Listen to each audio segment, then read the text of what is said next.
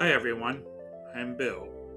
Mark Twain famously said, "Travel is fatal to prejudice, bigotry, and narrow-mindedness." The quote goes on, but you get the point. With that in mind, today we'll discuss Bill Bryson's 1992 book, Neither Here Nor There, Travels in Europe. But before we do, if you like this type of content, please give a like and subscribe. Also, if you would like to have a say in how this channel runs and get all kinds of perks, consider joining our Patreon and Instagram. And we also have merch. All the links are in the description. Thank you, and now, on with the show.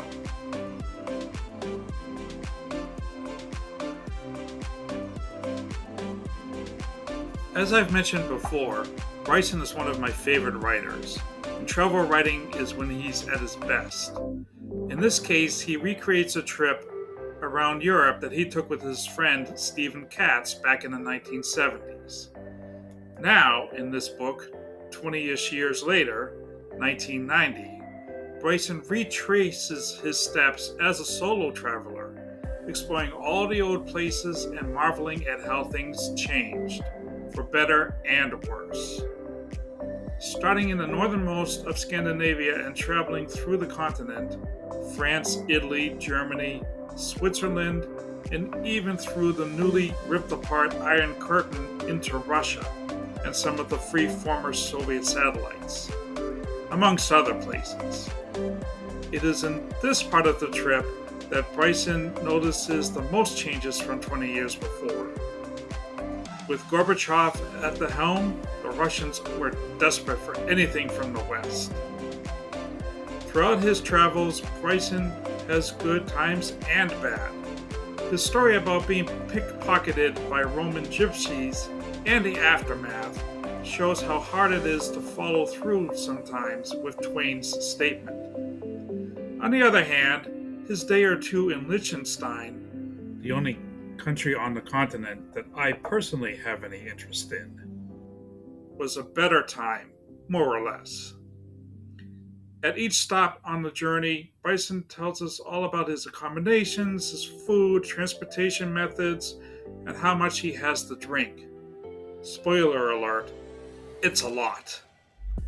Along the way, we meet the people and tour the museums and parks. Bryson lets us tag along with him as he tours the Alexander Nevsky Church in Sofia, Bulgaria, and we eat lunch with him at the Rome McDonald's. At the same time, he compares this trip with the previous trip he took with Katz. It is on that earlier vacation that he realizes he doesn't like Katz very much. And at the end of this trip, after traipsing around Europe all summer on his own, he realizes, more importantly, that there's no place like home and family. This happens in Istanbul. And even though he was this close to Africa, he returns home. Bryson's writing is funny, informative, and interesting.